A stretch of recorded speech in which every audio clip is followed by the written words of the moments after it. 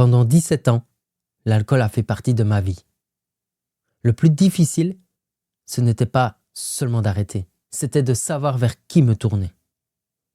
Trouver un professionnel de la santé, demander de l'aide et surtout ne plus rester seul. Et ça, ce n'est pas toujours simple. C'est pour cette raison que j'ai créé l'application L'éthanol, c'est pour les bagnoles, disponible sur Apple Store et Play Store en tapant dans la barre de recherche L'éthanol CPLB. Une application qui permet aux personnes confrontées à une addiction de trouver des professionnels de la santé, d'échanger et d'avancer pas à pas. Si vous voulez en savoir plus, toutes les informations sont dans la description de cet épisode. Et surtout, souvenez-vous, parce qu'ensemble nous sommes toujours plus forts.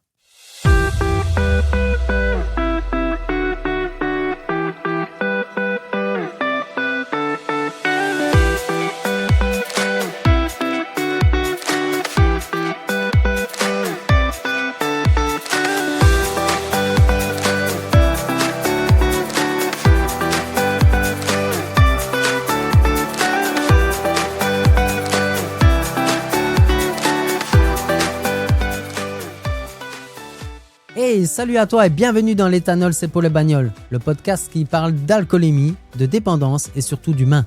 Je m'appelle Axel, je suis un ancien alcoolique et aujourd'hui je ne touche plus une seule goutte d'alcool. De nature très joviale, toujours dans la bonne humeur, j'ai envie de partager mon parcours ici avec toi. Mon but, c'est de casser les préjugés, de mettre en lumière cette maladie trop souvent passée sous silence. Un vrai fléau dans notre société.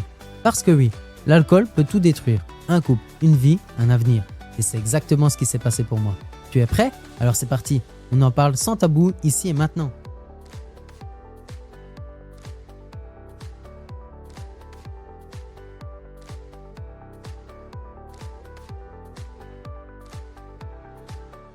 Bienvenue dans ce 27e épisode qui s'intitule « Quand tout semble sous contrôle ». C'est des mois plus tard que je vais me rendre compte d'une chose. Je vais y revenir plus tard d'ailleurs.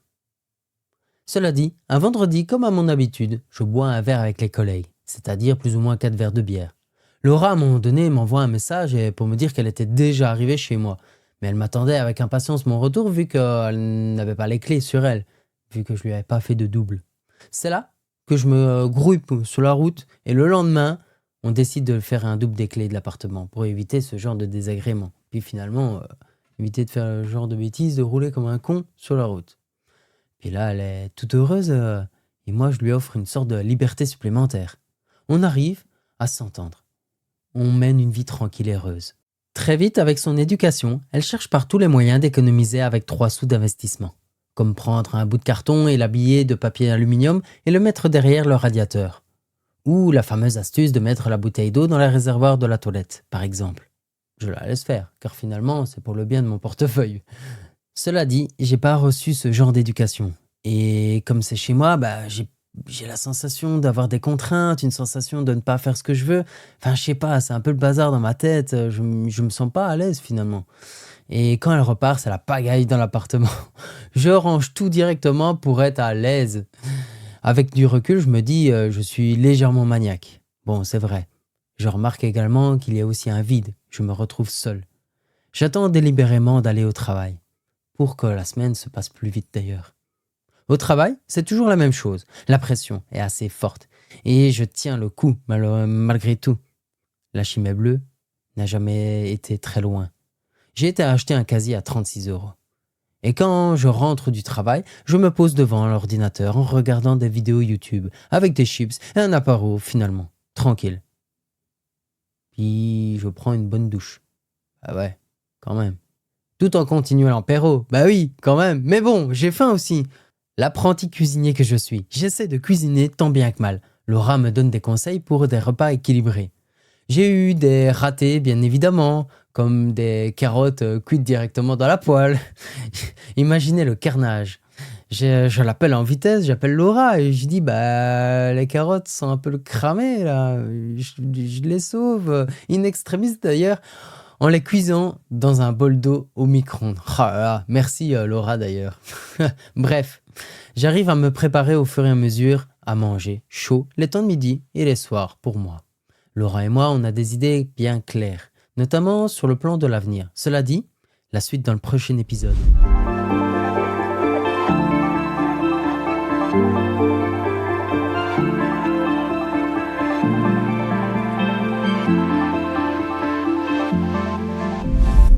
Sortir d'une addiction se fait pas à pas.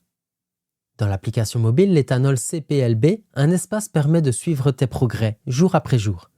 Parce que chaque petite victoire mérite d'être reconnue. Et parfois, regarder le chemin parcouru donne de la force de continuer.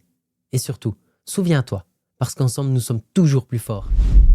C'est en écrivant cet épisode que je me suis bien rendu compte qu'à ce moment-là, je ne voyais rien venir.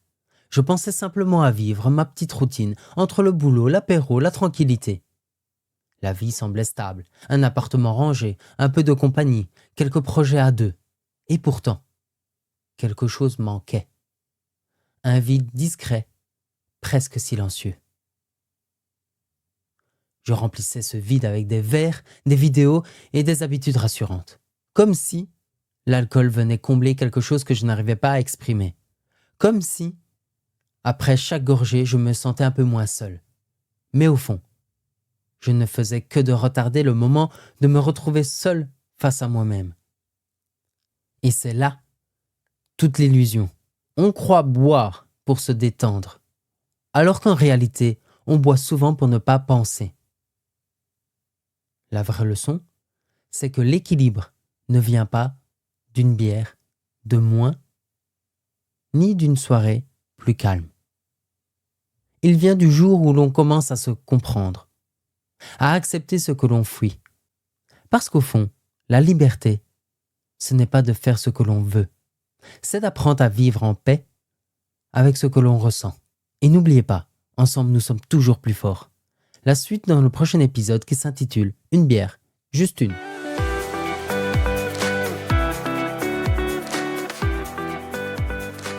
Avant tout, je tiens à te remercier. Oui, te remercier d'avoir écouté cet épisode jusqu'au bout. Si ce qui a été partagé ici t'a parlé, et si tu ressens le besoin d'échanger ou de déposer quelque chose, il existe un groupe Facebook dédié. L'éthanol, c'est pour les bagnoles, le groupe. C'est un espace bienveillant pour partager, pour échanger et surtout, ne pas rester seul avec tout ça. Et si tu veux suivre l'actualité du podcast, les coulisses ou les prochaines annonces, tu peux aussi retrouver le projet sur la page Facebook du même nom. Surtout, prends soin de toi et à très bientôt.